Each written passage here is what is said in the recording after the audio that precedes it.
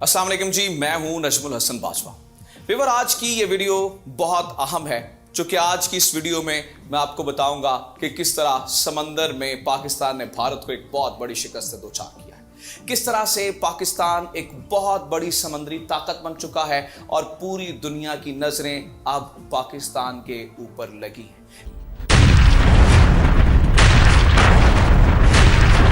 Devices जो हैं या टैक्टिकल वेपन्स जो हैं, जो हमने ये प्रोग्राम डेवलप किया हुआ है, ये अपनी हिफाजत के लिए डेवलप किया है।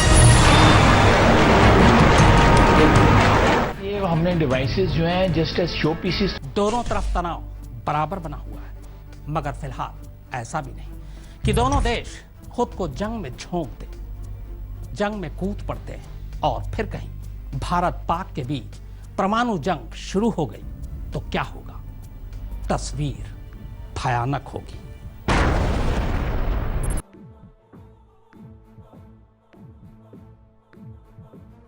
एक हफ्ते में ही 2 करोड़ 10 लाख लोग मारे जाएंगे। इनमें से 50 लाख से ज्यादा लोग बम की तपिश से झुलस जाएंगे। लेकिन अगर हमारी सलामती को खतरा हुआ तो हम नेस्तनाबूद कर देंगे।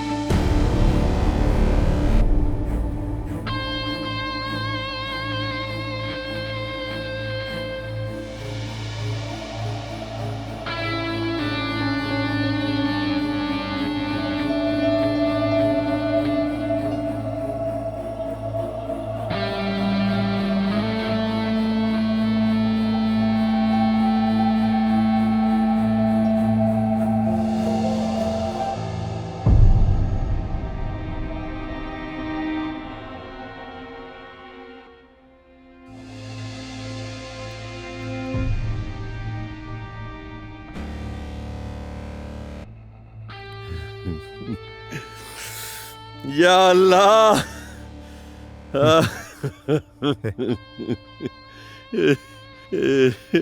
या अल्लाह, शुक्राना शुक्राना शुक्राना। सर कॉन्ग्रेचुलेशंस, आखिर आपने वो फॉर्मूला बना ही लिया जिससे दूसरा देश हमारे देश का बालबाका भी नहीं कर सकता। Thank you Mahesh.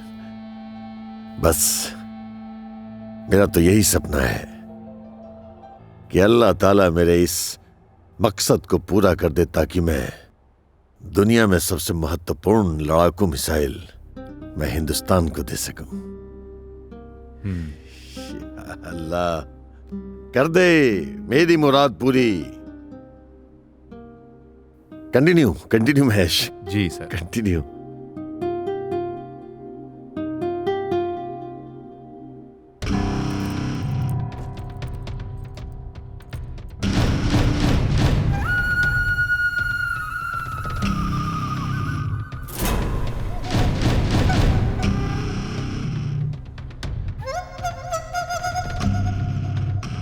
Javed, anti missile के कारण भारत का कोई बाल भी बांका नहीं कर सकता है। तुम ऐसा कुछ करो कि उस मिसाइल का फार्मूला हमें मिल जाए, उसके बाद पाकिस्तान का कोई कुछ नहीं बिगाड़ सकता। लेकिन भाई, फार्मूला लेना इतना आसान नहीं है। भारत में तुम्हारे इतने सारे लोग हैं, उन लोगों से पता करो कि वो फार्मूला कैसे मिलेगा। भाईजान, इस काम को अंजाम देने वाला एक ही आदमी है, जिसका नाम है सुल्तान। ठीक है, उससे मेरी मीटिंग फिक्स कराओ।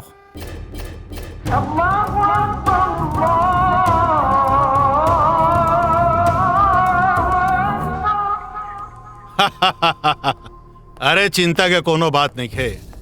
जब तक ले सुल्तान जिंदाबा, तब तक ले पाकिस्तान जिंदाबा। सलाम वालेकुम भाईजान। सलाम वालेकुम भाईजान। पाकिस्तानी भाई सबके परचम बुलंद रहे इंशाअल्लाह। बैठा तू लोग। हाँ सर बोलिए। 7,000 आतंकवादी अफगानिस्तान से बुला के भारत में मैंने घुसा दिया है। 1,000 सलाम दिल्ली, वालेकुम भाई। 1,000 वालेकुम कश्मीर, 2,000 मुंबई। मेमन भाई, अस्सलाम वालेकुम। वालेकुम अस्सलाम। सलाम। तशरीफ रखिए। ना फोन ना कोई खबर, आप हमारे दरवाजे पर, हमारे लिए शान की बात है। काफी दिनों से मिलने का सोच रहा था। आप बड़े टेंशन में लग रहे हैं, क्या बात है मेमन भाई? कोई खास बात? हाँ, पाकिस्तान खतरे में है और हम भी, इसीलिए हमें आपकी मदद की जरूरत है। बोलिए मेमन भाई, आपके लिए तो हमेशा जान हाजिर है, हुक्म करिए। दरअसल बात ऐसी है, हिंदुस्तान का सबसे बड़ा साइंटिस्ट असलम खान, उसने एक ऐसी मिसाइल बनाई है जिससे हमारा देश खतरे में आ चुका है। तो मैं तुमसे ये चाहता हूं कि तुम मुझे असलम खान ला के दो, ताकि मैं उससे उस मिसाइल का फार्मूला ले सकूं। ठीक है भाईजान, दुनिया में ऐसा कोई भी काम नहीं है जो सुल्तान के लिए मुश्किल हो। आपका हुक्म सर आंखों पर। ठीक है, अगर तुमने मेरा ये काम कर दिया तो मैं तुम्हें मालामाल कर दूंगा। जो हुक्म, मैं बहुत जल्द आपका काम कर दूंगा। और याद रखना, तुम्हारे पास सिर्फ 30 दिनों का समय है। 30 दिन के अंदर मुझे असलम खान नहीं मिला तो तुम मेरे बारे में अच्छे से जानते हो, समझे? जी जी। अस्सलाम वालेकुम। वालेकुम सलाम। सलाम वालेकुम। असलम खान हमरा कोनो कीमत पर चाहिए। हमें पता करता ही असलम खान की है। कल तक ले हमरा पूरा एकर जन्म कुंडली चाहिए। और सुन, का करेला, कहाँ जाला, कब सुतेला, कब उठेला, कब का करेला, सब कुछ पता करके हमरा के बताओ। जी भाईजान, हम सब पता कर ले। ऑल द बेस्ट। सलाम वालेकुम। चला। बैठा तो नहीं।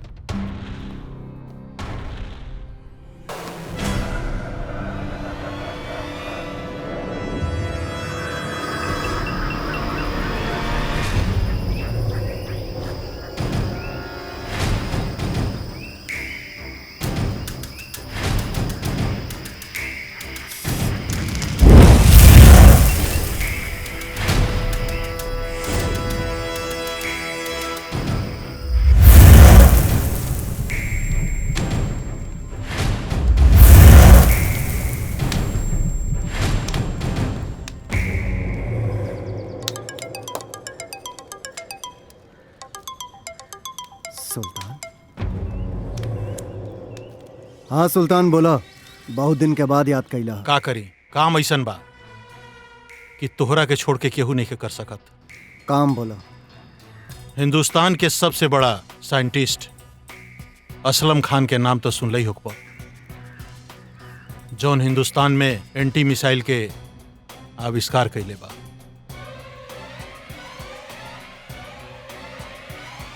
आरके साहब, बस 2 दिन आप मिनिस्टर को बोलिए कि 2 दिन का वक्त दे मुझे।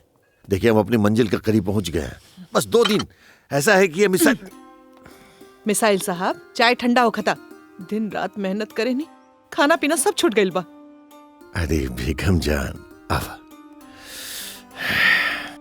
देखा, तेरा मालूम है ना कि हिंदुस्तान के साथ पाकिस्तान और चाइना के कितने टेंशन चल रहा बा। कभी भी युद्ध हो सकेला।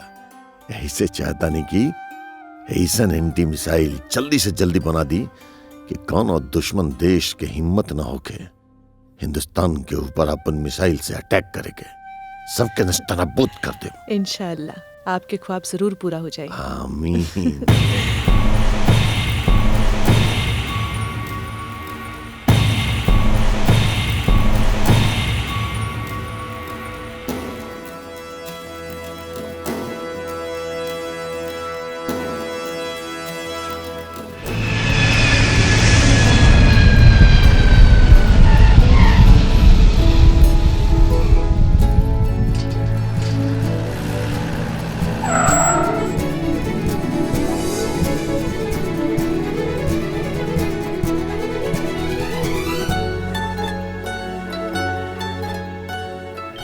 हिना, अरे बिटिया रानी, हेलो। हेलो पापा, कैसन बानी रहुआ? बहुत बहुत बढ़िया बानी। और बेटी कैसन बढ़ू तू? हम एकदम चकाचक बानी। रहुआ सुनाई? बेटी तेरा बहुत मिस करल बानी, बहुत दिनों के तेरा देखला। कहा था तू? काहे का फायदा बा घरे आके? ऐसा क्या बोलता रू? काहे कि रउआ लगे कोनो और काम खातिर टाइम बा मिसाइल बनावे के अलावा?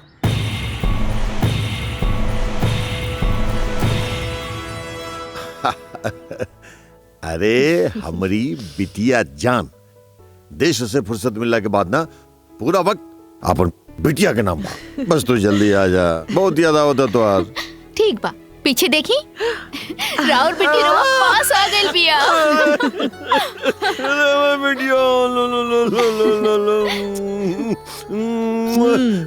अच्छा, तब से हमनी के बेवकूफ बनात रहलो हां? बेटी के करबानी? रास्ता में कोनो दिक्कत नहीं के ना भेल? रउआ कैसन बात करतनी पापा?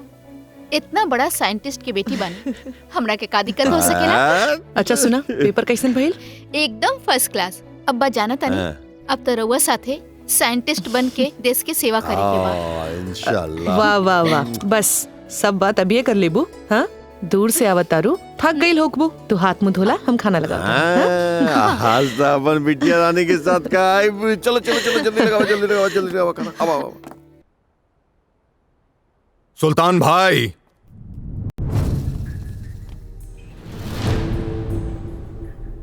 सलाम वालेकुम। सलाम वालेकुम। असलम खान के बारे में खुशखबरी लेके आइल बानी। बोला हामिद, का खुशखबरी बा? असलम खान के अपहरण कइल नामुमकिन बा।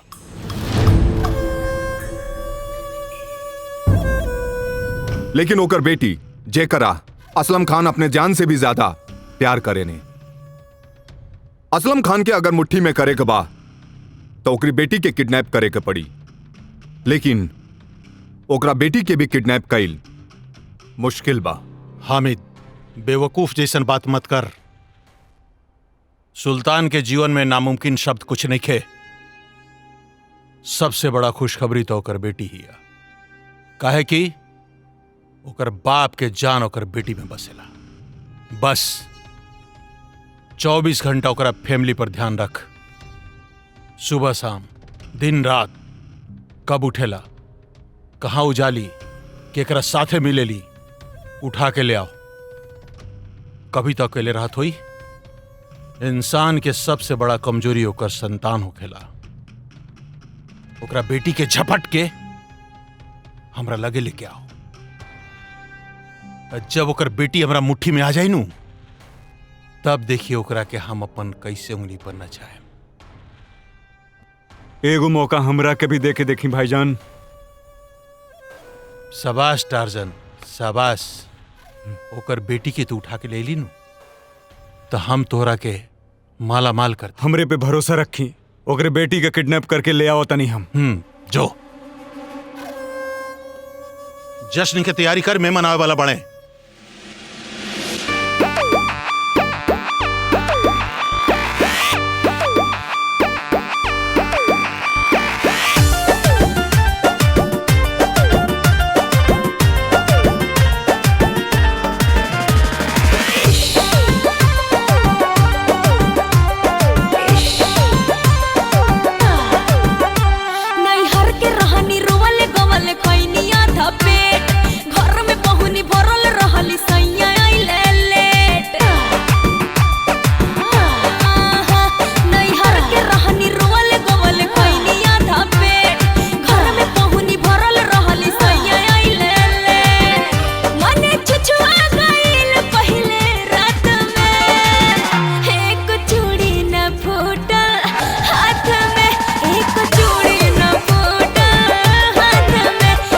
चूड़ी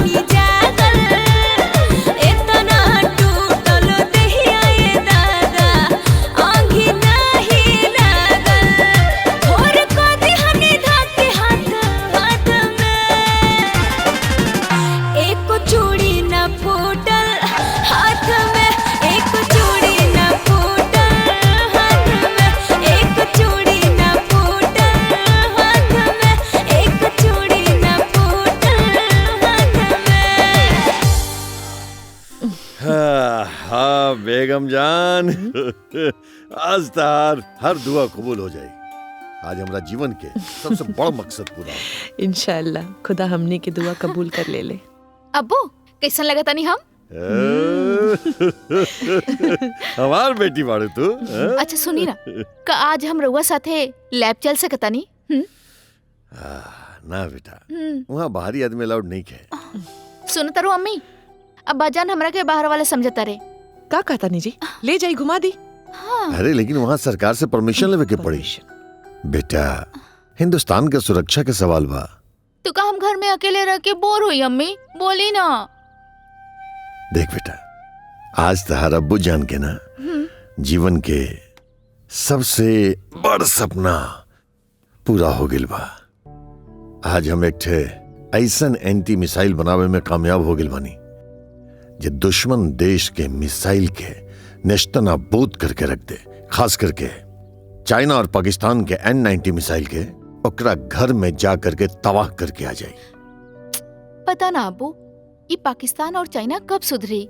चाइना और पाकिस्तान के लोग ऐसा ना हो केला बेटा, बल्कि चंद हिंदुस्तानी सियासी लोग सत्ता के लालच में हिंदुस्तान के मासूम जनता के बरगला करके ये धर्म और जाति में उलझा देवेला, ताकि अपना देश के जनता आपस में लड़ मरे और दुश्मन देश बाहर से आक्रमण कर पाए। लेकिन तार अब्बू जान जबले जिंदा रही, कौनो दुश्मन के नापाक इरादा के कामयाब न होके दी।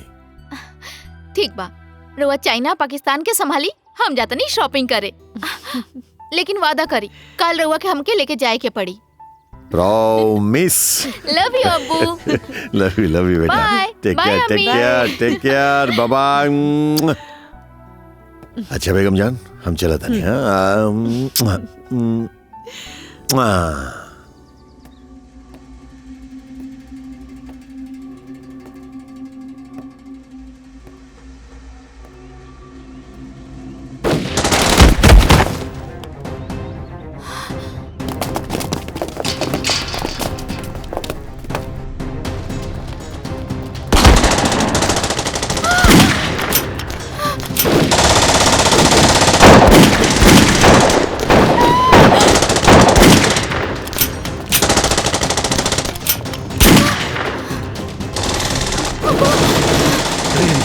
आप लोग अंदर जाइए।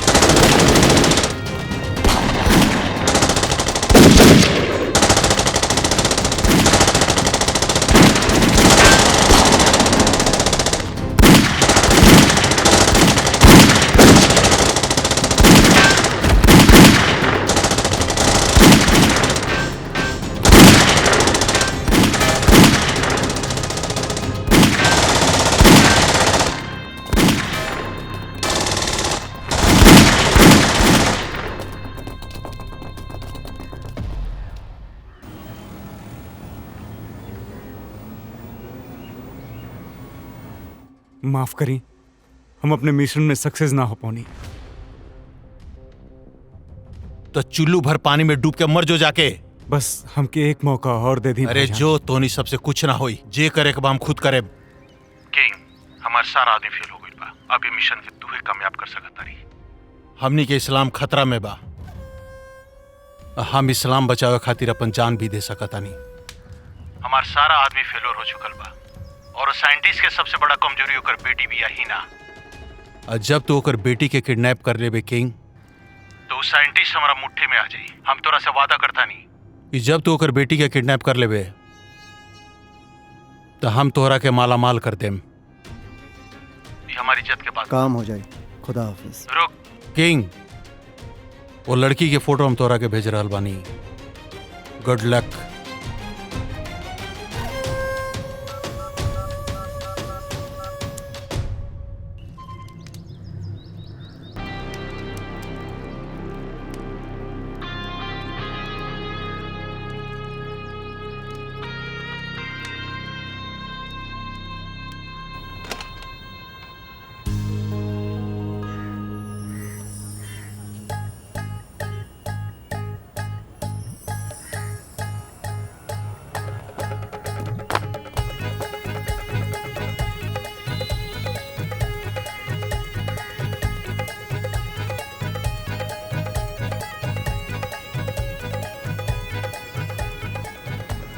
नमस्ते। नमस्ते, का चाही?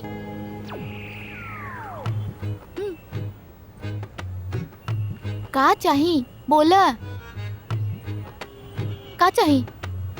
हेलो, का चाही? रउआ। हाँ? का? अगर हमार पति आ गेला तो तोहर मुंह तोड़ दी। काम के बाद बोला, का चाही? रोजा खोले के सामान बा, दे दी ना।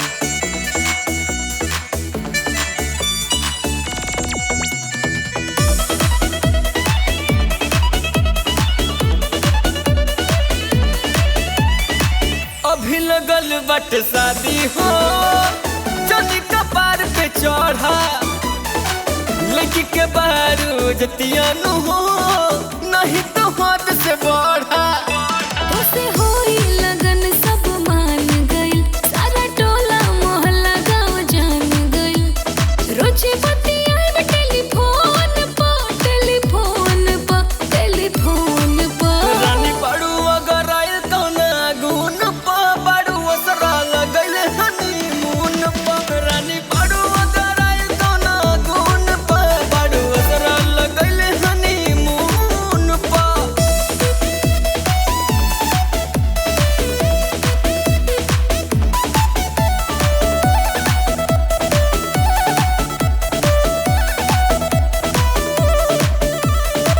मर बुझाड़ू मजबू बर्तन खनवा पनैबू हो खुटा में के जगह रानी बधाई जैबू हो मन के मैना उड़ाता फर फर हो सर कोता ओढ़निया सर सर हो नाचे मन नागिन के धून पा हाँ धून पा हर धून पा रानी पड़ू अगर आए तो ना गुन पा पड़ू असरा लगल हनीमून पर रानी पड़ू अगर आए तो ना गुन पा पड़ू असरा लगल हनीमून पर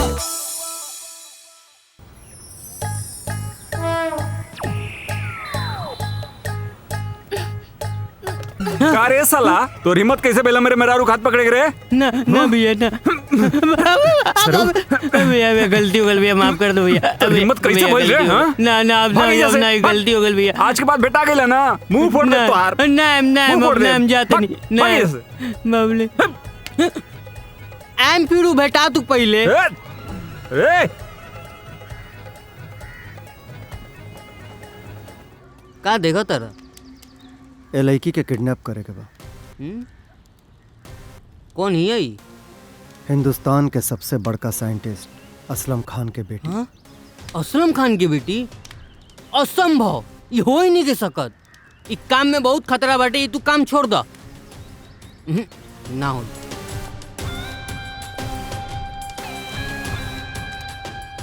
जब किंग सुपारी लेवेला तो ओकरा के पूरा करेला।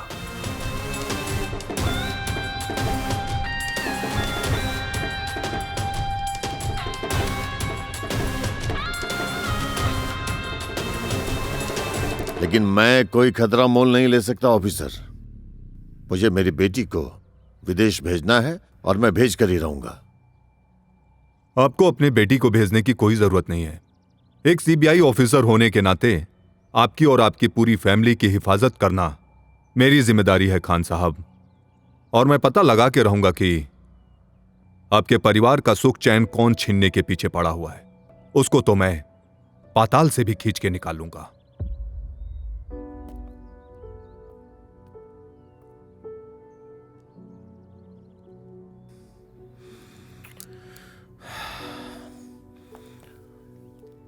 ओके अफसर, अगर आप कह रहे हैं तो मैं आप पर पूरा भरोसा कर सकता हूं। थैंक यू सो मच सर। पूरा भरोसा कीजिए मेरे ऊपर सर। थैंक यू सो मच। अगर कोई भी परेशानी हो तो प्लीज मुझे इन्फॉर्म कीजिएगा सर। चलता हूं। टेक केयर सर।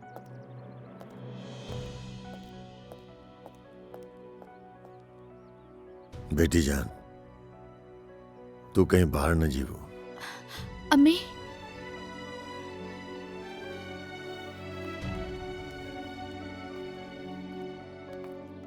अब्बू, रउआ खामखा परेशान हो रहल बानी। हम राउर बेटी हई जेकर नाम से दुनिया थर थर कापेला। हम सड़क छाप गुंडा से डरे वाला नहीं खी। बेटी जान, वो कोनो मामूली गुंडा नहीं के। निश्चित एक घटना में कोनो इंटरनेशनल गैंग के हाथ हुई। हमरा के तो लगता कि पाकिस्तानी आतंकवादियों के हाथ में।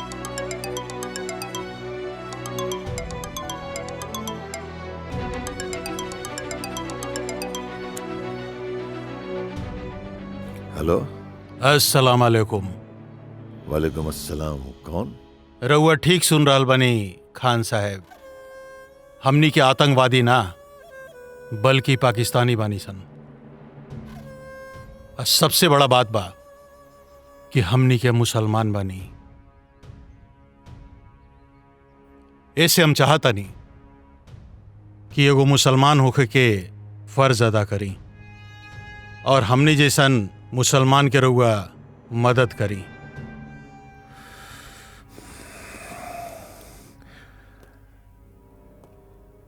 काम की बात करी। हमनी के खुदा के मामूली बंदा बानी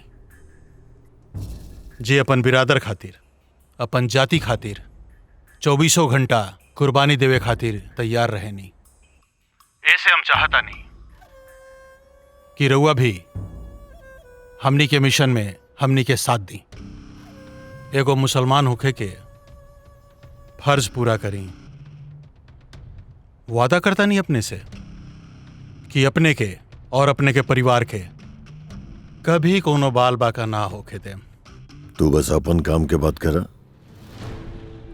काम ही बा खान साहब कि जौन रउआ S-90 मिसाइल हिंदुस्तान के बचावे खातिर आविष्कार कईनी है, ओकर फार्मूला हमरा चाहिए। हम वादा करते नहीं खान साहब कि ये फार्मूला के बदले में अरबों रुपया और साथ में राउर परिवार के पूरा सेफ्टी के जिम्मेवारी हमार। हम वादा करता नहीं कि अगर रउआ हमार बात मान लेनी ना तो राउर जीवन के हम जन्नत बना दें।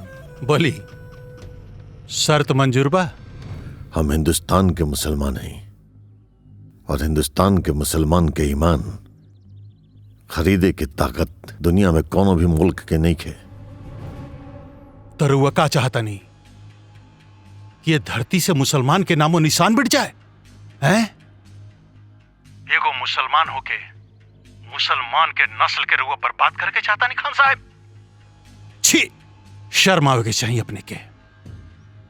देखिए, आप के हैं हमरा नहीं के मालूम, लेकिन आप एक मुसलमान है, नाते आपकी जानकारी दे दी कि आज तक कौन सच्चा मुसलमान न कभी खत्म भइल बा और न ही आगे भी कभी खत्म हुई।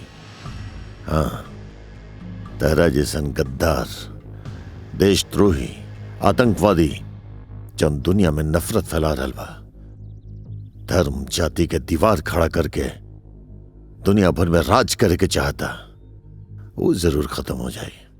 और हाँ, तेरा लोगन के नापाक इरादा के कभी भी पूरा नहीं के होके दे।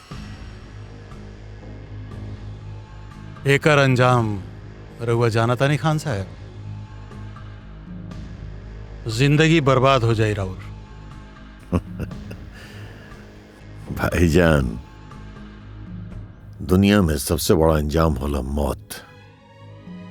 और मौत से तहरा जैसन देशद्रोही डरा सकेला। हमरा जैसन देशभक्त ना, अगर हिम्मत बा तहरा में, ईमान बा, सामने आके बात करा। अगर हमार बात रुआ मान लेनी खान साहब, तब बहुत जल्द अपने से मुलाकात होगी। और अगर हमार बात रुआ ना मननी खान साहब, तो हमनी के मुलाकात राउर जिंदगी के आखिरी मुलाकात होगी। हमनी से टकराए के भूल ना करी खान साहब, भूल ना करी। एगो बात बताई रहूंगा, जौन देश के खातिर रउआ एंटी मिसाइल बनैनी है, वो देश अपने के का दी? एगो 10,000 के मेडल और 500 रुपया के शील्ड, बस। जिंदगी शील्ड और मेडल से ना कटेला खान साहब, जिएला पैसा चाहिए, पैसा। रउआ हमार बात मानी, रउआ पाकिस्तान आ जाए, वादा करता नहीं, राउर जिंदगी के हम जन्नत बना दें, जन्नत। और अगर रउआ हमार बात ना मननी, तो राउर और राउर बेटी के छोटा छोटा टुकड़ा करके चील कौआ के खिला दें। ऐसे हमनी से मिल जाए, आपन जाति के, आपन धर्म के हिफाजत करें, समझनी? देख भाईजान, तारा चाहत देख लेनी।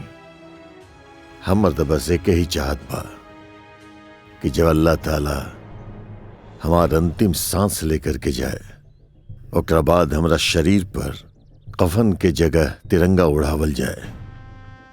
खुदा हाफिज।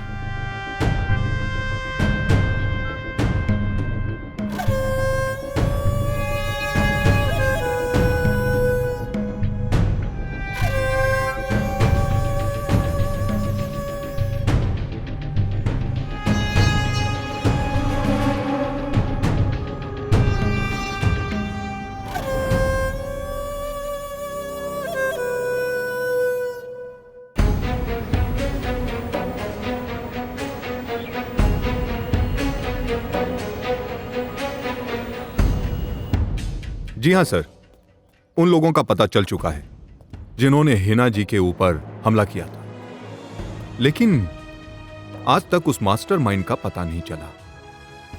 पर हमें भरोसा है बहुत जल्द उनका भी पता चल जाएगा सर। थैंक यू अफसर। आप जैसे काबिल अफसर के रहते हैं देश में कोई भी गद्दार कानून के हाथ से बच नहीं सकता है। Thank you so much sir. Well done job officer. Thank you sir. अब मैं चलता हूं सर। अस्सलाम वालेकुम भाभी जी। वालेकुम अस्सलाम भाईजान। हाय हिना, कैसी हो? मैं ठीक हूँ। अच्छा टेक केयर। हाँ ओके। चलता हूं मैं। बेगम जान जी, ये जैसन अफसर के रहते अब हमने लोगन के चिंता करे के कोनो जरूरत नहीं के। ग्रेट अफसर ही। आज के मुख्य समाचार। हमारे देश के लिए खुशखबरी। साइंटिस्ट असलम खान जी को देश के प्रधानमंत्री जी सम्मानित करेंगे। असलम खान जी ने देश की रक्षा के लिए S-19 मिसाइल बनाई है। उनके इस योगदान से हमारा देश और भी सुरक्षित हो गया है। तहरा के बहुत जल्द हम मौत से सम्मानित करें असलम खान, बहुत जल्द। हे हामिद, किंग के फोन कर। हमरा कोनो कीमत पर असलम तो चाहे होकर बेटी चाहिए। फोन करो ओकरा के।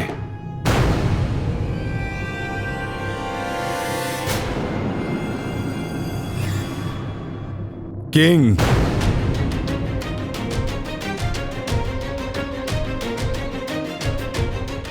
देखा किंग, कितने अजन गार्ड लोग बा। एकर घर में हवा घुसे से भी पहले परमिशन लेवे के पड़ेला। हमनी ला यही अच्छा होई, इस सुपारी के तू लौटा द। तोके पता बा हमन के धंधा में सुपारी लेके ना लौटावल जाला। अरे किंग, तू टेंशन मत ला। पान के दुकान से ढेर सारा सुपारी ला के दे देम और तू सुपारी खाते रहिया और खा खा के थूकते रहिया। ये कोनो थूके वाला सुपारी ना हा।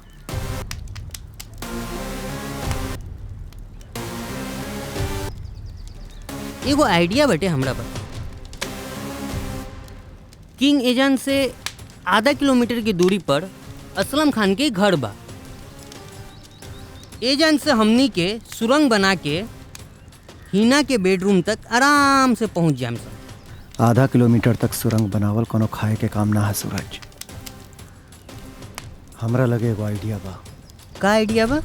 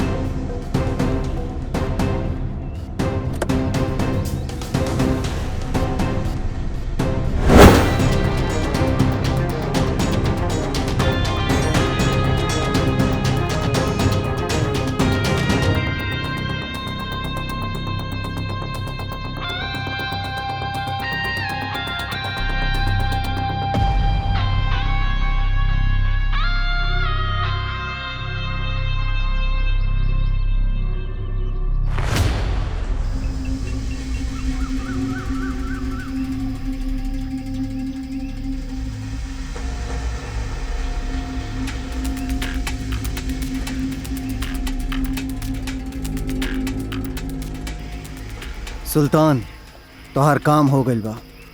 लड़की हमरा कब्जा में भी है। शाबाश शाबाश किंग, हमरा पता रहे ये काम सिर्फ तू कर सकता रे। आज हम बहुत खुश बानी, बहुत खुश बानी, बहुत खुश बानी किंग। हमार विश्वास कर, आज हम तोरा के माला माल कर देम, दौलत से तौल देम। 7 जन्म तक दोनों हाथ से दौलत लुटेबे तब वो कम ना हुई तोरा। अब हमारे को बात सुन। असलम खान के बेटी के किडनैप आग जैसन फैल गिल बा। ऐसे तू ओकरा के अपना पास रख, जैसे मामला शांत हो जाई हम ओकरा के उठा के ले जाए। Good luck king, good luck.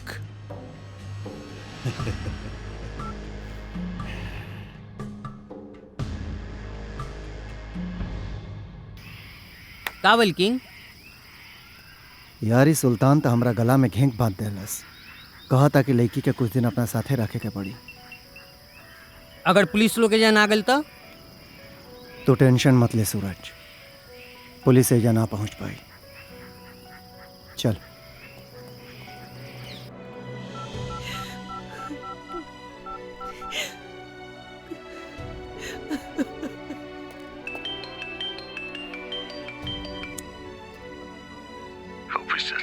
ये क्या हो गया? आपने तो कहा था कि आपके रहते हमारे परिवार पे आंच तक नहीं आएगी। हमारी बेटी को आज किडनैप कर लिया गया। मुझे मेरी बेटी चाहिए ऑफिसर। कैसे भी मेरी बेटी खोज के दे दीजिए ऑफिसर। मैं ये बात फिर आपको दोहरा रहा हूं सर, आप लोगों को चिंता करने की कोई जरूरत नहीं। हिना को कुछ नहीं होगा, मैं हिना को कुछ होने नहीं दूंगा। Please please officer. ठीक है सर, ठीक है।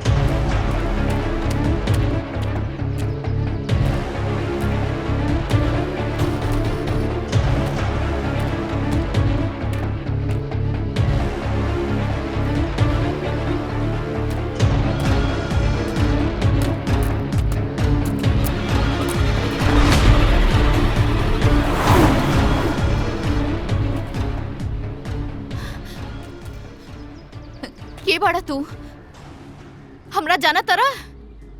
हाँ के बाड़ा तू? बोलत काहे नहीं खा? के बाड़ा तू? तहरा के ता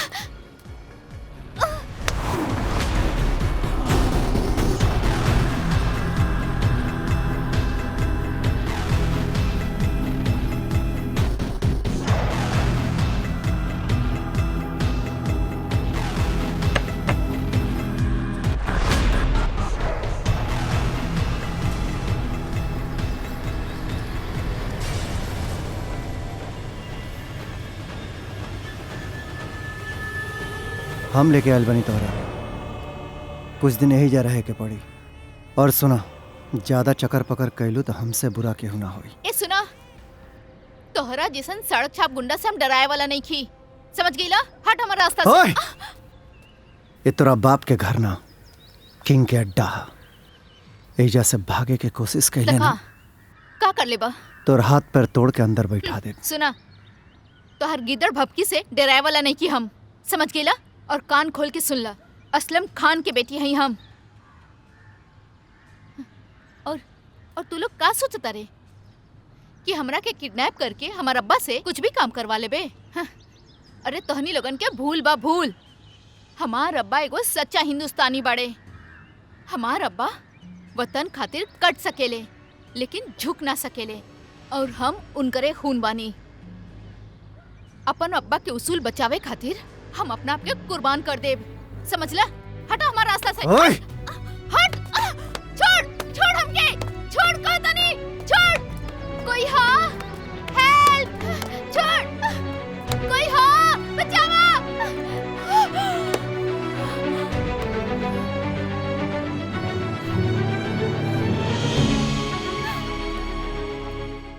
आज भारत के साइंटिस्ट असलम खान की बेटी को कुछ आतंकवादियों ने अपहरण कर लिया है।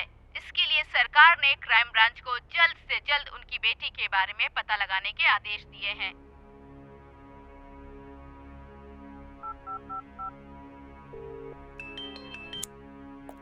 हेलो ऑफिसर जी सर। ये सब क्या है? इतनी कड़ी सिक्योरिटी के बावजूद हिना का अपहरण कैसे हो गया? ये मेरे लिए ही नहीं, सारे पुलिस डिपार्टमेंट के लिए शर्म की बात है। लोग क्या कहेंगे? जब हमारे मुल्क में इतने बड़े साइंटिस्ट की फैमिली सुरक्षित नहीं है तो हम देश के आम पब्लिक की सुरक्षा कैसे करेंगे? इसलिए 2 दिन में हिना को ढूंढ निकालना होगा। ये हिंदुस्तान की इज्जत की बात है। अंडरस्टैंड?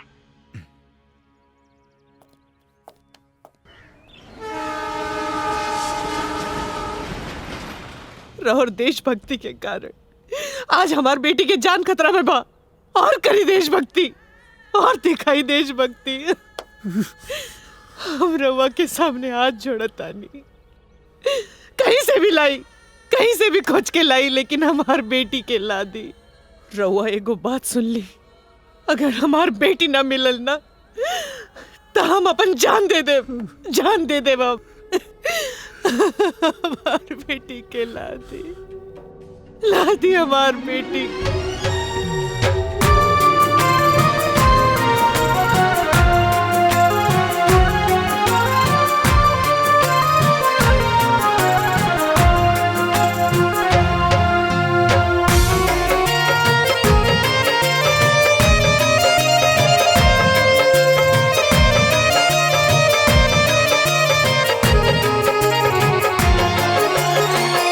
किस्मत का ये खेल है ऐसा, कोई समझ ना पाए।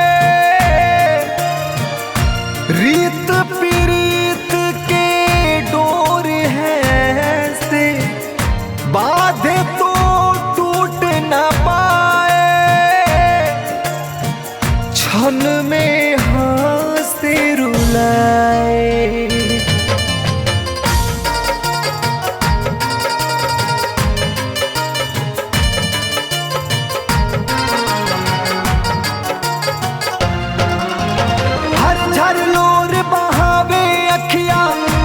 बापू माई हो,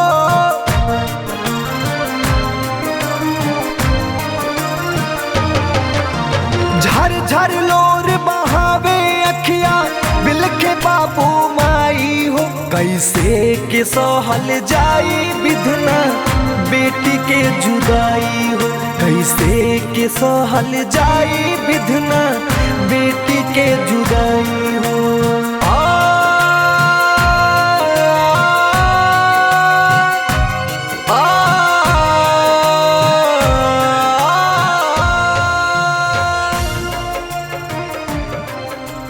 गर्मा गर्म खाना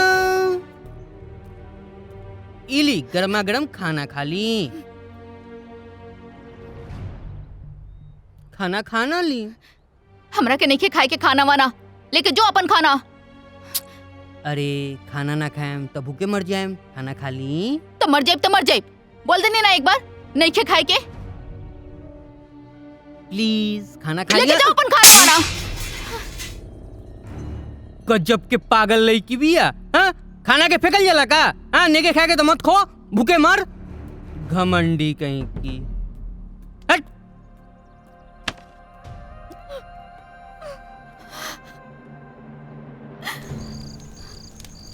किंग, अरे वो लड़की बहुत घमंडी बिया। ओकरा खाना नहीं खाएला, खाना फेंक देला किया। छोड़ दे, भूख लगी तो अपने खा ले।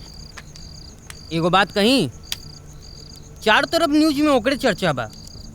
भलाई यही में बाटे कि जल्दी से तू ओकरा सुल्तान के हवाले कर द। कुछ दिन इंतजार करेंगे।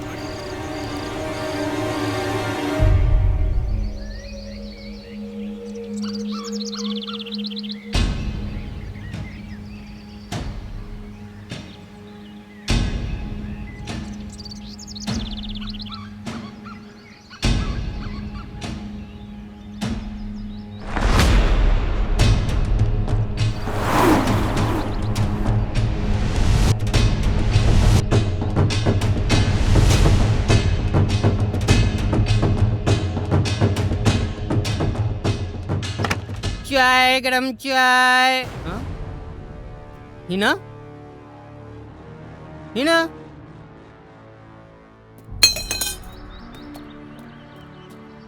हिना? किंग! किंग! किंग! किंग गजब हो गई? हिना भाग गई किंग। अब सुल्तान की का जवाब दो जाई?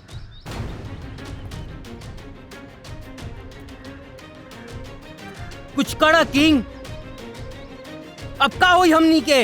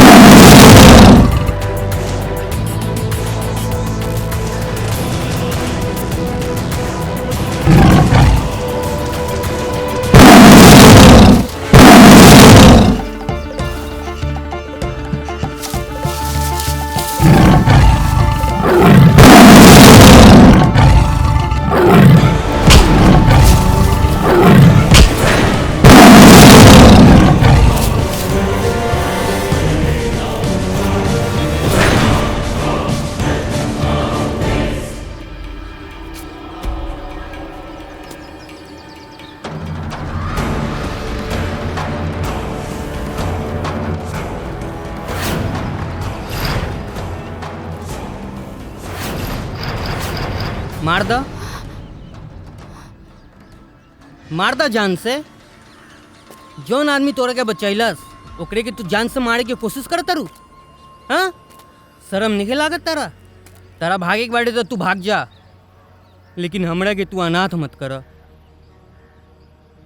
जे तेरे तहार अब्बा जान देश के खातिर नाम रोशन कैले, ओई तेरे किंग के बाबूजी भी नाम रोशन कैले हिंदुस्तान के।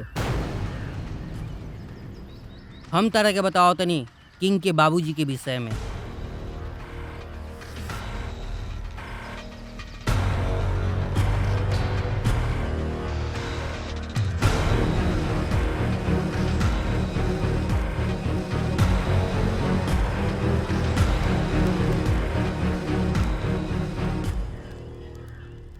तारे बाबूजी की तरह किंग के भी बाबूजी ये देश के बहुत बड़ा साइंटिस्ट रहे। एक दिन आतंकवादी सब मिल के ओकर माई बाबूजी के हत्या कर देलस। ओकरा बाद किंग के एके गो टारगेट बा कि किंग अपन बाप मतारी के हत्यारा सबन के खोजता। किंग बहुत ही बढ़िया इंसान बा, बहुत ही टैलेंटेड आ बहुत ही बहादुर बा। विश्वास कर ही ना, विश्वास कर। किंग बहुत ही अच्छा लड़का बा। बहुत जल्द तारा के ऊ अपन घरे पहुंचा दी। ये लड़ाई में किंग के साथ रही ना प्लीज़।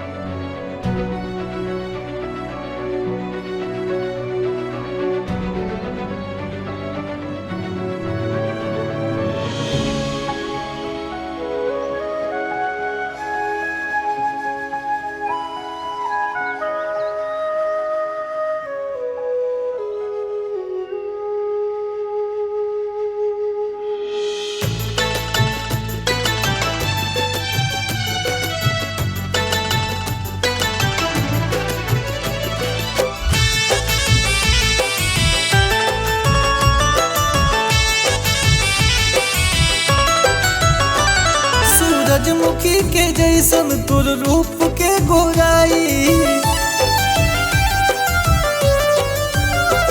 देखी खिलल बदन के चंदा गोयल शरमाई।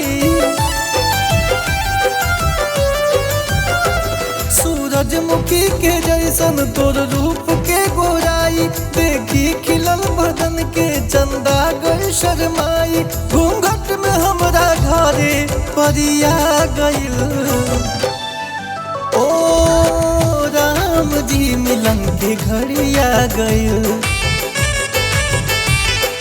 ओ राम जी मिलन के घड़िया गइल।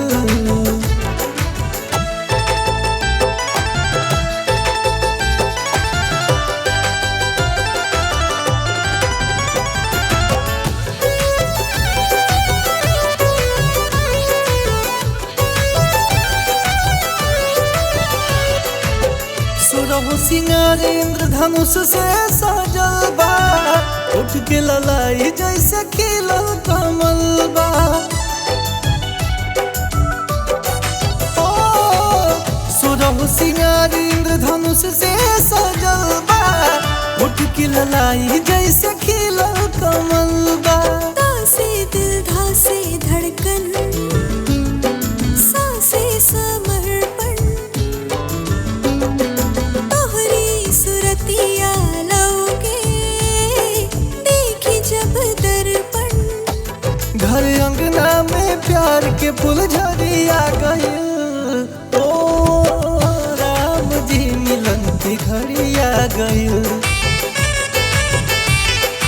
ओ राम जी मिलन की घड़िया गइल।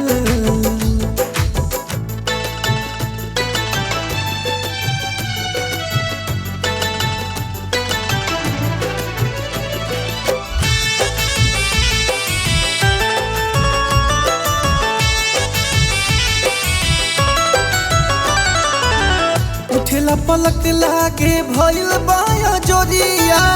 रूपवा के देखी घटा बह के नजरिया। ओ उठेला पलक लागे भइल बाया जोरिया। रूपवा के देखी घटा बह के नजरिया। प्रेम के गुलाबी रंग दिल पे चढ़ गई। देखल सपनवा सगरो साच हो गई।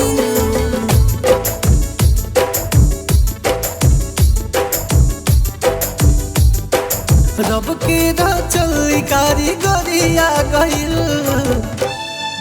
ओ राम जी मिलन की घड़िया गइल। ओ राम जी मिलन की घड़िया गइल।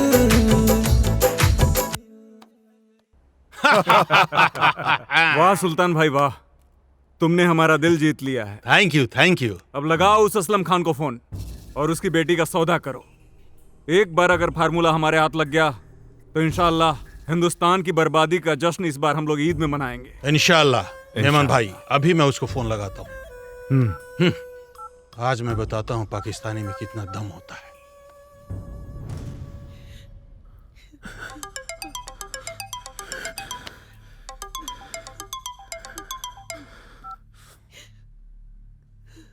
हेलो। अस्सलाम वालेकुम। वालेकुम अस्सलाम। कौन? अपने के शुभचिंतक बोला तानी। राउर बेटी हमरा कब्जा में बाड़ी। ना ना ना ना ना ना, रिकॉर्ड मत करी, रिकॉर्ड मत करी। और ऑपरेटर के भी फॉरवर्ड मत करी फोन। राउर बेटी बहुत मासूम बिया। ऐसा ना होके कि ओकरा साथे कुछ करे के पड़े। देखो तुम मेरी बेटी को कुछ मत करना। कुछ ना करे खान साहब, कुछ ना। कहे कि राउर बेटी हमार बेटी जैसन बिया। ओकरा के बहुत हिफाजत से हम रख ले बानी। लेकिन रहुआ अगर हमार बात ना माने, राउर बेटी के ना छोटा छोटा टुकड़ा करके हमनी के आपस में बांट के खा जाए सन। कहे कि हमनी के आदमखोर हैं सन। आदमी के मांस हमनी के बहुत अच्छा लागेला। और बेटी तो बड़ा मासूम बिया। ओकर मांस तो बड़ा नरम नरम होखी है ना खान साहब। ऐसे राउर भलाई वही में बा। तू फार्मूला हमनी के हवाले कर दी और अपन मासूम बेटी के अपने साथे लेके जाएं। खबरदार जो मेरी बेटी को कुछ किया तो। रहुआ कुछ नहीं की कर सकत हमनी के खान साहब, कुछ नहीं की कर सकत। हमार बात ध्यान से सुनी। अगर रहुआ फार्मूला हमनी के हवाले ना कईनी तो रहुआ अपन बेटी के हमेशा खातिर भूल जाई। हाँ, ईद खत्म होते होते फार्मूला हमनी के हवाले कर दी खान साहब।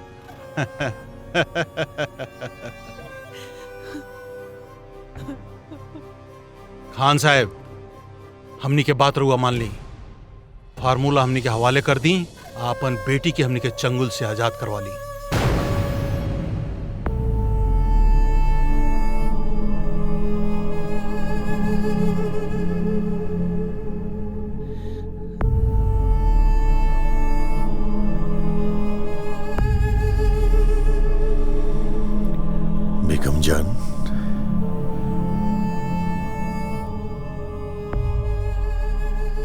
हमारी बेटी हिना और पूरे हिंदुस्तान की जिंदगी में कीमती क्या है? बेगम, मैं बहुत उलझन में हूं अभी। बताएं हमें। अब जानती हैं कि मैं अपनी बेटी की जिंदगी के लिए अपने वतन से गद्दारी नहीं कर सकता।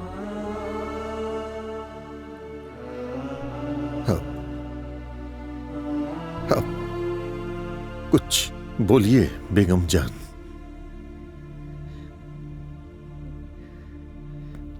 बेगम जान बोलिए, बोलिए, जवाब दीजिए, मैं क्या करूं? देखिए बेगम जान, आप अपने ममता की भट्टी में करोड़ों देशवासियों की जिंदगी मत जोखिए।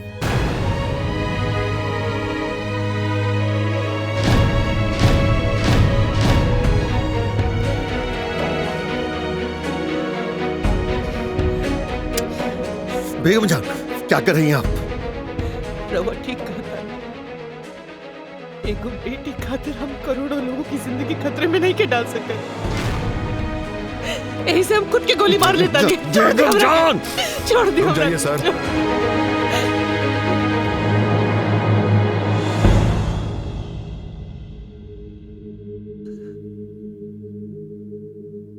क्या कर रहे हैं ये आप लोग?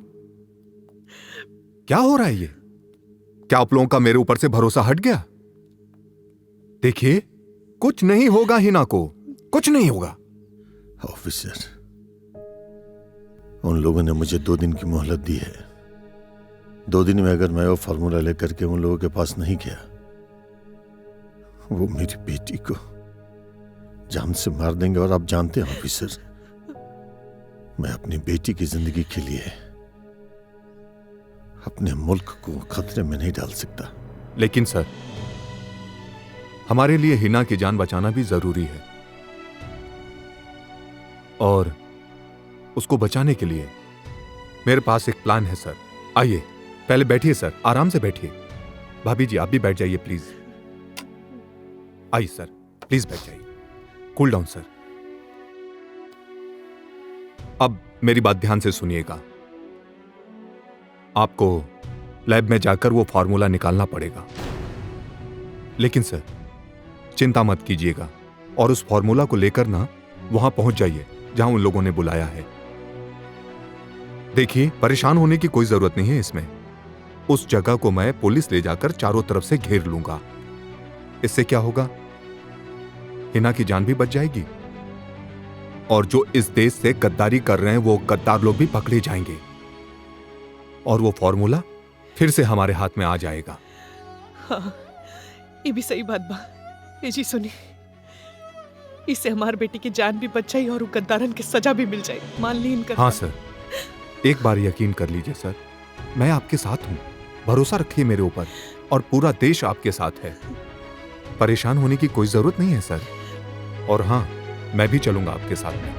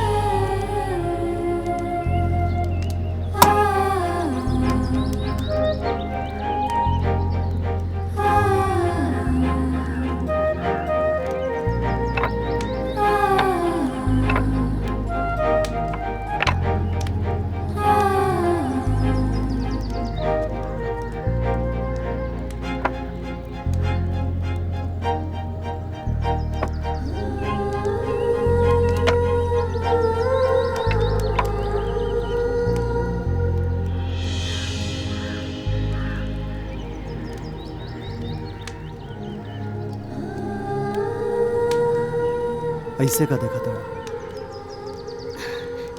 कुछ ना, तोहरा के देखा था नहीं।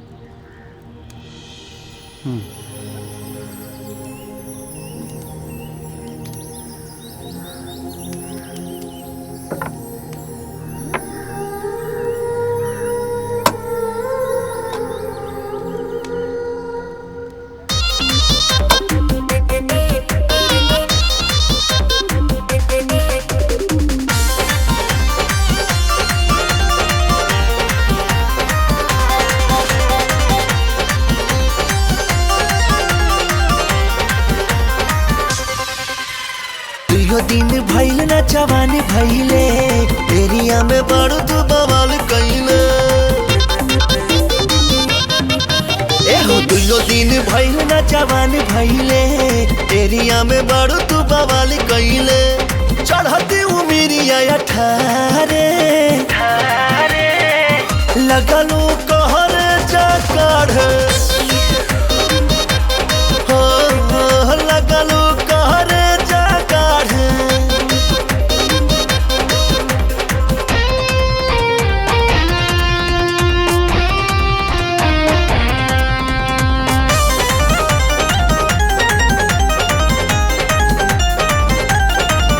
केहू हमरा के देख के मुआता एमे हमर का गलती जब ब्यूटी देखई ऐसे तो गाड़ी काहे न पलटी केहू हमरा के देख के मुआता एमे हमर का गलती जब ब्यूटी देखई ऐसे तो गाड़ी काहे न पलटी सच कहतनी दिने दहाड़े लगलू कहरे जा काढ़ हाय लगलू कहरे जा काढ़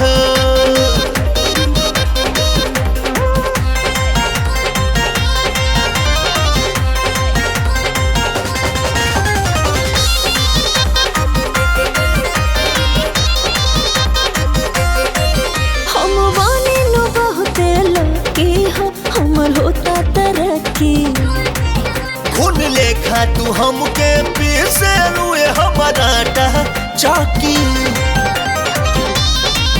हम वानी नो बहुते लकी हो हमर होता तरक्की खून लेखा तू हमके पीसे रुए हमारा चौकी तोहर रखिया तो सीना फारे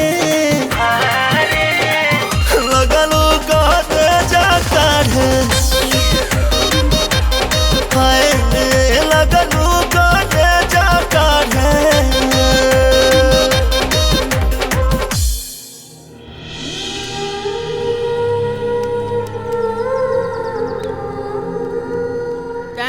किंग खाना रेडी हो गए जल्दी आवा इला दोनों जने खाना खा ला आज हम खाना ना खाए आज से हमारा रोजा शुरू बा ओ आज से तोहार रोजा बाटे हाँ सूरज एक काम करा बाजार चल जा और रोजा खोले के जौन जौन सामान होला उ लेके आवा ठीक बा कम से कम तू तो खाना खा ला साथे में खा ले भी ना के ठीक बा अच्छा हाँ बोला संभार के जे कोनो पुलिस वाला ना देखे अरे तू टेंशन मतलब हवा के भी ना पता चली तू लोग एकदम मत डरा अगर पुलिस आई भी ना तो हम ओकरा से बोल दे कि तू लोग अच्छा बाड़ा इनु कोनो बात भाई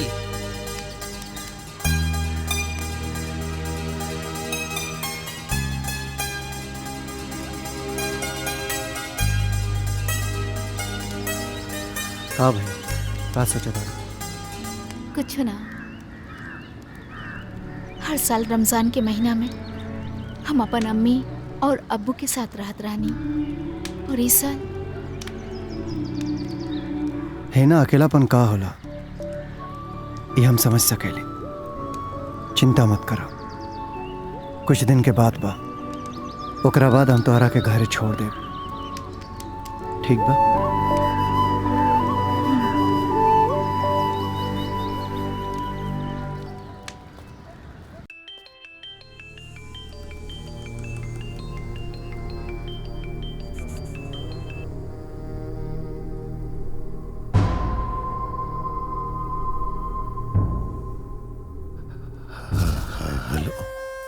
का सोचनी खान साहब हाँ मैं तैयार हूँ गुड रहुआ साबित कर देनी असलम भाई कि रहुआ असली मुसलमान है अब हम अपने के फोन करब कि फार्मूला कहाँ लेके आवे के बा चिंता मत करी राउर बेटी के कुछ भी ना हुई कुछ भी ना हुई ये हमार वादा बा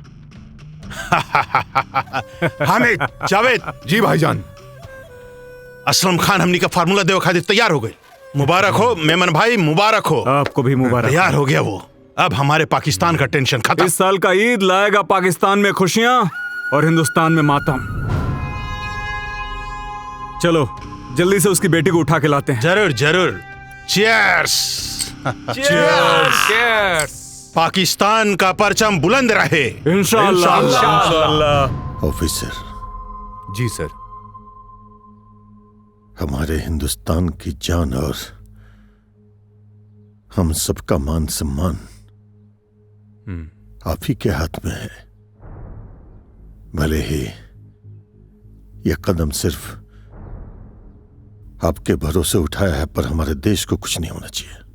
आप चिंता मत कीजिए सर, कुछ नहीं होगा। मैं आपके साथ हूं, पूरा देश आपके साथ है। आपको फिक्र करने की कोई जरूरत नहीं है। आपके इस प्लान के साथ वो गद्दार लोग जो हैं वो पकड़े जाएंगे। जिसने हमारी हिना को किडनैप करने की हिम्मत की है, उन सबको खत्म करना है सर। अपने देश को बचाना है इन गद्दारों को सबक सिखाकर।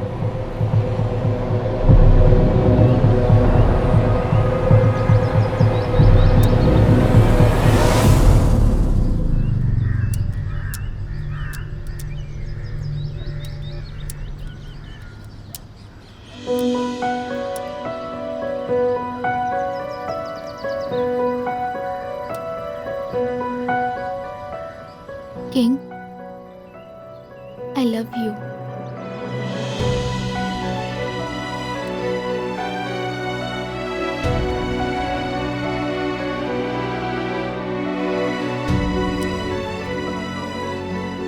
कुछ बोला ना, इतना भाव काहे खातर? जवाब द, बोला। ये प्यार इश्क मोहब्बत में हमके कोनो दिलचस्पी नहीं है, और वैसे भी सब बकवास बात बा। किंग, जब तक धरती पे मोहब्बत बा तब तक इश्क जिंदा बा, और तू प्यार से भागता रहा। अगर प्यार ना हो ना जिंदगी में तो जियल मुश्किल बा। किंग, एक बार हमार आंख में देखा, एमे सिर्फ तोहार चेहरा बा। एक बार हमरा तरफ देखा तो सही, तोहके भी हमसे प्यार हो जाई। एक बार देखा तो हमरा तरफ। हमरा आंख में झांके की कोशिश मत करा ही ना, बहुत आग बाय में जल जाएगी। ठीक बा, हम तो हर मोहब्बत के आग में जले चाहता नहीं।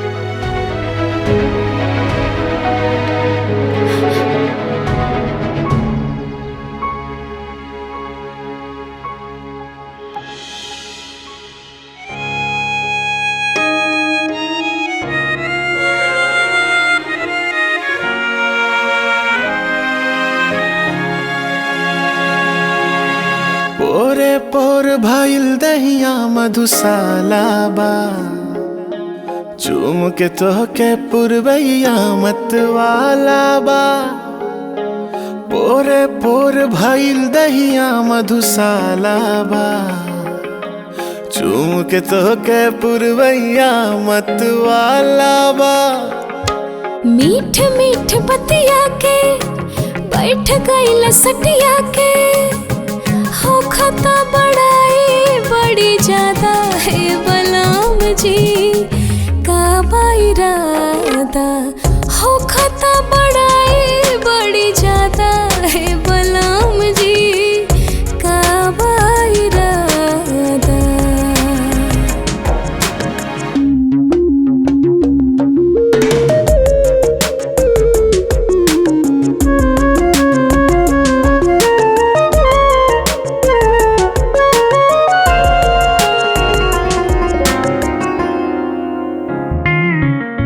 जब मन करे आ जाला तू के तोहके ने बतावले बा। गजरा गजरा बिंदिया बाली होठ लाली परी कवले बा।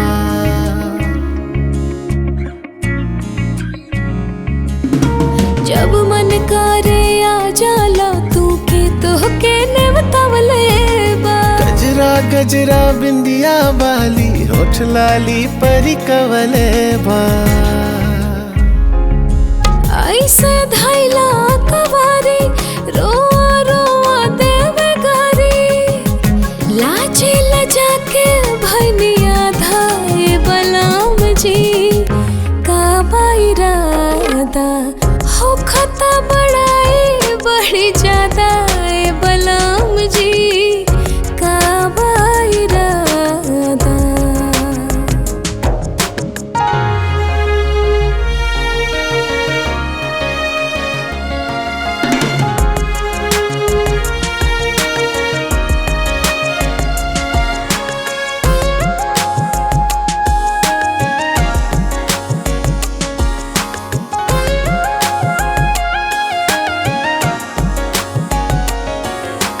धीरे धीरे बढ़ गईला तू प्यार में हद से आगे हो मदहोशी में डूबल बाड़ू छुहते अगिया लागे हो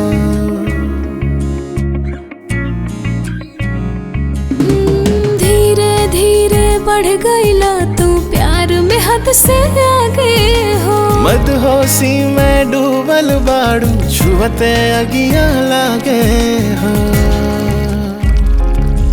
ई कवन रोग धरवला तू हमरो के बहकवला बाची की न बाची मर्यादा ए बलाम जी का बाइरादा हो खता बड़ाई बड़ी ज्यादा है बलाम जी का बाइरादा।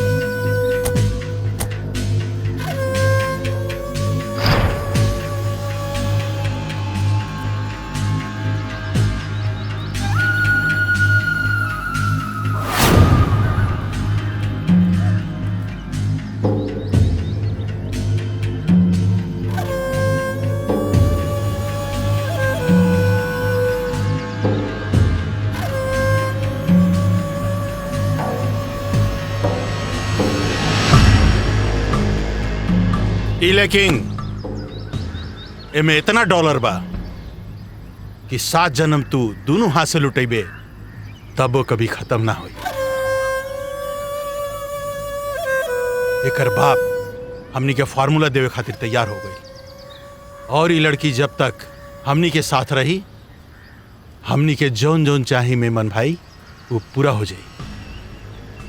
माशाअल्लाह खुदा बड़ा फुर्सत में इसे बनाया है। इसे पाकिस्तान ले जाऊंगा मैं। ए, ले चले रखे किंग ना ना king thank you king thank you king ले चल किंग हमके बचावा किंग बचावा छोड़ छोड़ हमके किंग छोड़।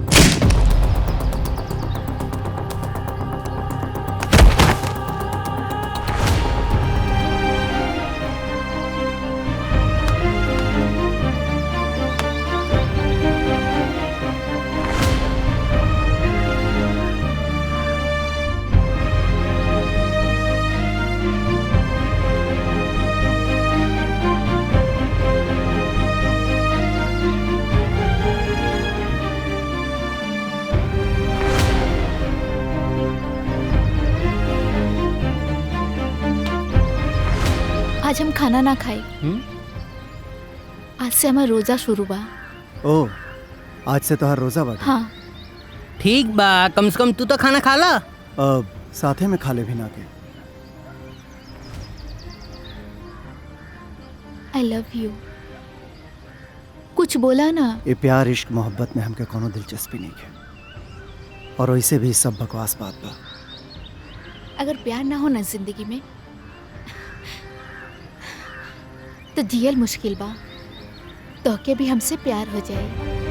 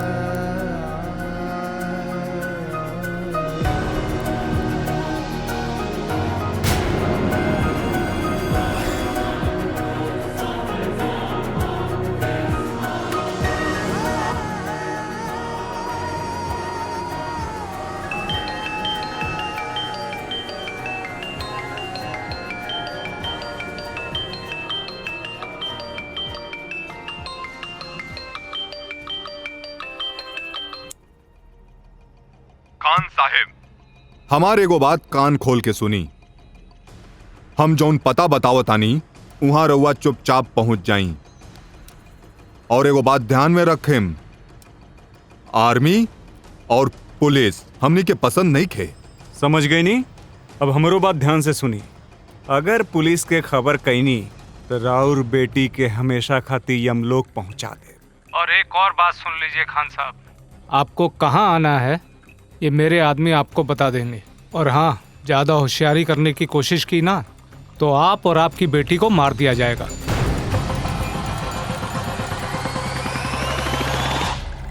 सुल्तान। हाँ मेमन भाई। सब तैयारी हो चुकी है? चिंता की बात नहीं है भाई, अपना आदमी चप्पे चप्पे पर खड़ा है। अगर उसने कोई हरकत की तो हमारा आदमी उसे सीधा गोली मार देंगे। सुल्तान, अपना मिशन सक्सेस होना चाहिए। सक्सेस होगा भाई, सक्सेस होगा इंशाल्लाह इंशाल्लाह।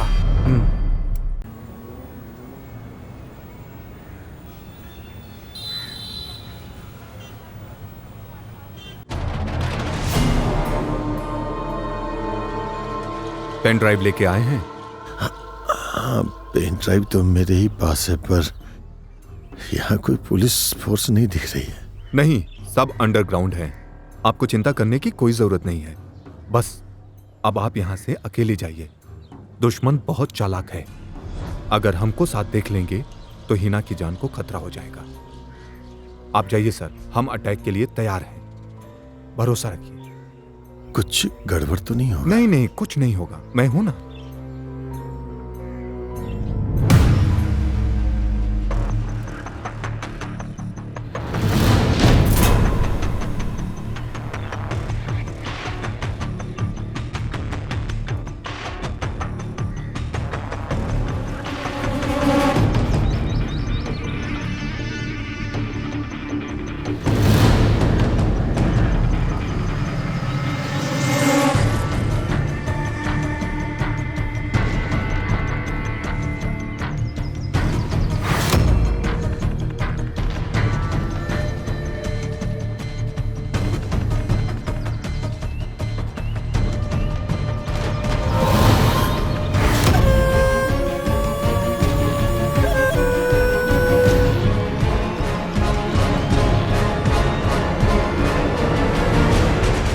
वेलकम खान साहब, बड़ी तमन्ना थी आपसे मिलने की। फार्मूला हमारे हवाले करिए। पहले आप लोग मेरी बेटी को मेरे हवाले करें। हामिद, खान साहब की इच्छा पूरी करो, लेके आओ। इनको इनकी बेटी से मिलो।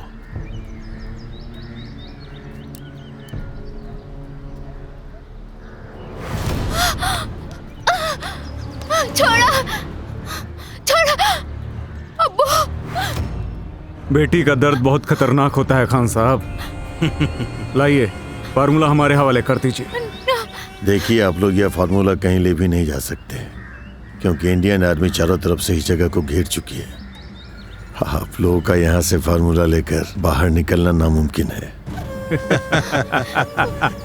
दिन में ख्वाब नहीं देखते खान साहब। दीजिए, फार्मूला हमारे हवाले कीजिए। लाइए खान साहब, लाइए। नहीं अब्बू, ये फार्मूला इनके हवाले मत कीजिएगा। इन गद्दारों के हवाले ये फार्मूला नहीं होना चाहिए अब्बू। मेरी जिंदगी से बहुत कीमती है ये फार्मूला। और अब्बू जान, वतन के लिए मरने का मौका बहुत किस्मत वालों को मिलता है। मैं तो खुदा से यही कहूंगी कि जब भी मुझे धरती पे भेजे, मुझे ऐसी ही मौत दे जो मौत हजारों करोड़ों लोगों की जिंदगी बचा सके।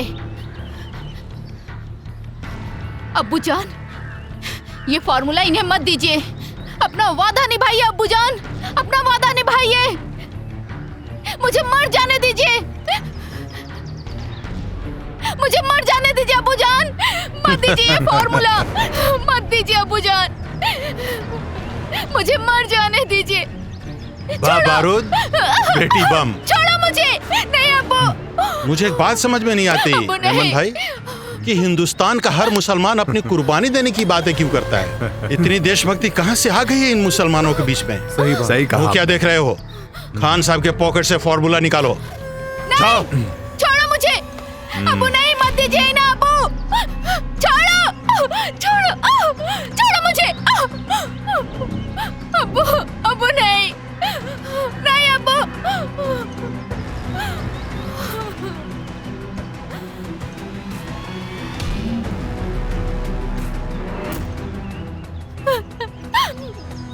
यही हो फार्मूला मेमन भाई, जिसके लिए हम लोग परेशान थे। अब इस फार्मूला से ये चाइना, पाकिस्तान, हिंदुस्तान के ऊपर अपना विजय प्राप्त करेगा। ऑल द बेस्ट मेमन भाई। मजा आ गया सुल्तान। अब बोलिए मेमन भाई, क्या करना है बाप और बेटी का? दोनों बाप बेटी को कुर्बानी देने का बहुत शौक है ना। गोली मार दो दोनों को।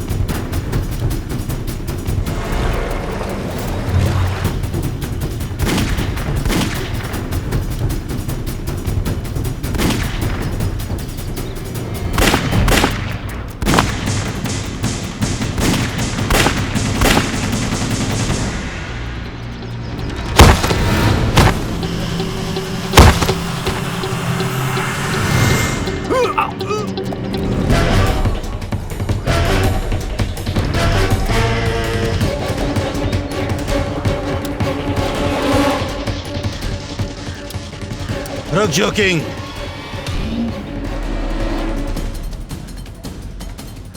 गन डाउन, गन नीचे कर।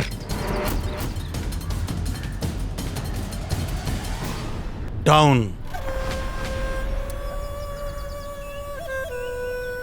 नीचे रख।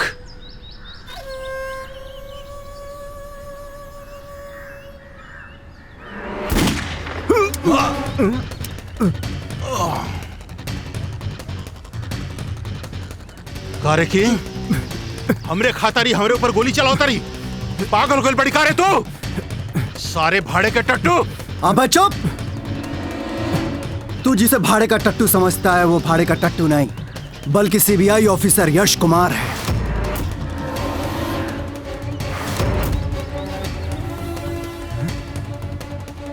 मैं तेरी गुलामी सिर्फ इसलिए करता रहा ताकि मैं तेरे गेम के मास्टरमाइंड तक पहुंच सकूं। अरे असलम खान के किडनैपिंग की खबर तो सरकार को पहले हो गई थी, फिर भी मैं इस गेम का हिस्सा इसलिए बना रहा ताकि तुम जैसे गद्दारों को बेनकाब कर सकूं। अबे खाता हिंदुस्तान की है और गाता पाकिस्तान की। तुम जैसे गद्दारों को जीने का कोई हक नहीं। रुक जाओ सीबीआई ऑफिसर।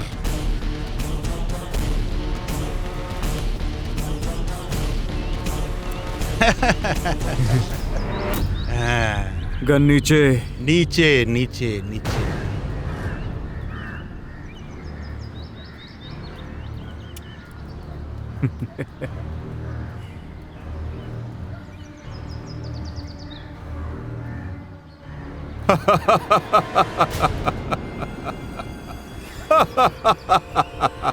एक सीबीआई ऑफिसर होने के नाते आपकी और आपकी पूरी फैमिली की हिफाजत करना मेरी जिम्मेदारी है खान साहब।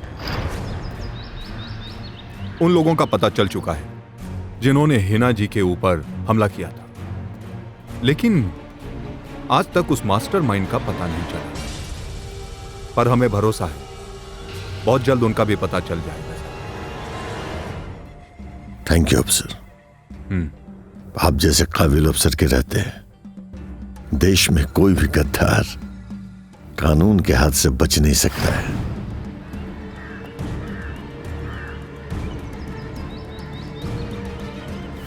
आपको चिंता करने की कोई जरूरत नहीं है।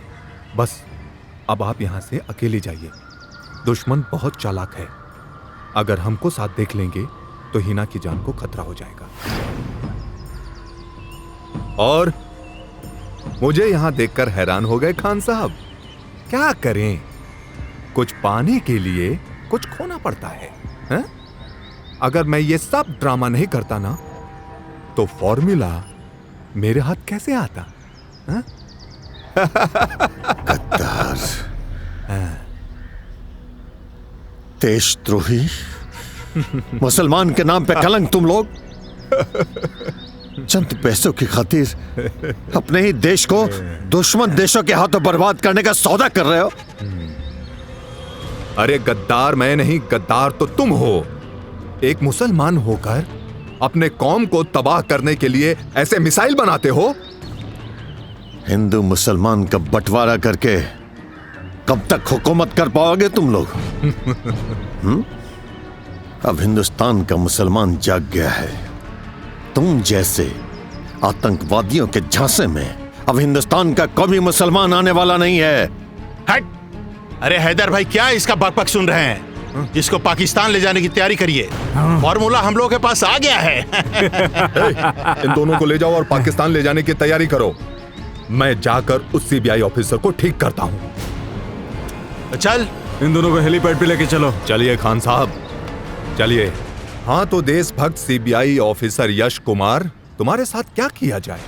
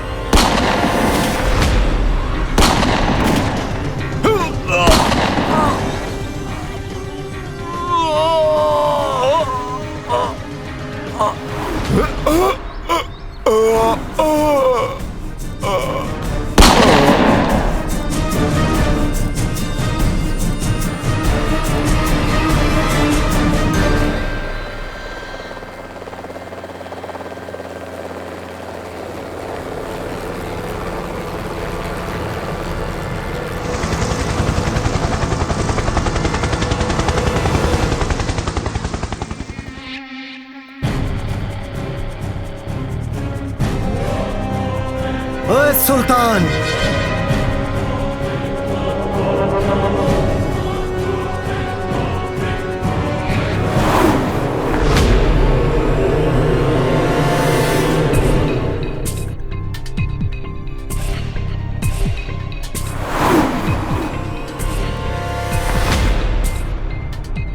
सुल्तान हिंदुस्तान की सरजमी पर जब जब तुम जैसे देशद्रोहियों की तादाद बढ़ेगी, तब तब किंग जैसा देशभक्त तुम सबों का नामो निशान मिटाने के लिए पैदा होता रहेगा।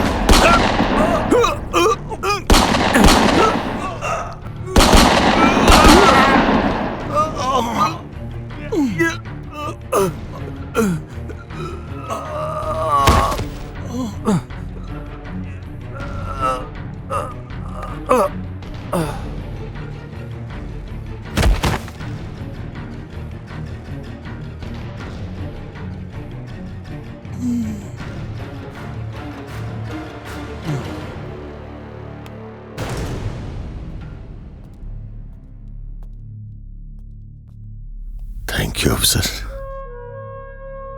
आज इन गद्दार और इन आतंकवादियों की वजह से आज मैं और मेरी बेटी जान से जाने वाले थे, और ये मिट्टी और इस हिंदुस्तान की सुरक्षा खतरे में थी। सर, आप हिंदुस्तान के अनमोल धरोहर हैं और हिंदुस्तान को आप पर गुरूर है। फिर आपने कैसे सोच लिया कि ये 2 कौड़ी का आतंकवादी आपका कुछ बिगाड़ पाएगा? सर, आपको एक खरोच लगने से पहले हिंदुस्तान का बच्चा बच्चा अपनी जान की बाजी लगा देगा। इसलिए आप जैसे साइंटिस्ट को मेरा सलाम।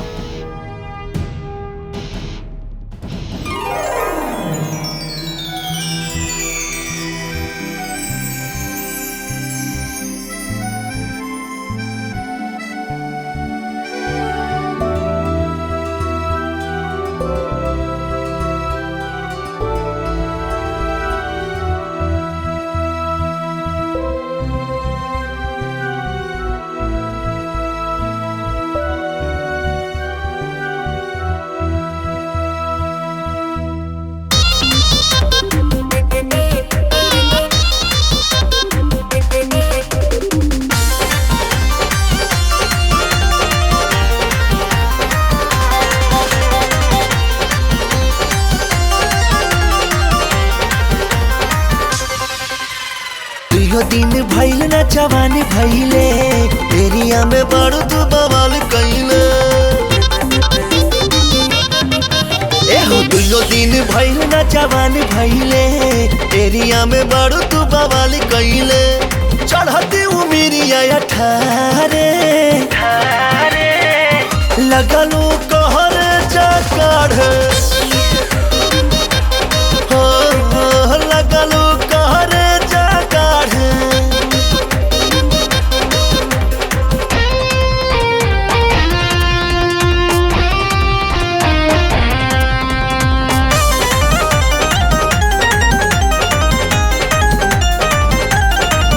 केहू हमारा के देख के मुँह आता एमे हमर का गलती जब ब्यूटी देखई ऐसे तो गाड़ी काहे न पलटी केहू हमारा के देख के मुँह आता एमे हमर का गलती जब ब्यूटी देखई ऐसे तो गाड़ी काहे न पलटी सच कहतनी दिने दहाड़े लगलो कहरे जा काढ़ हाय लगलो कहरे जा काढ़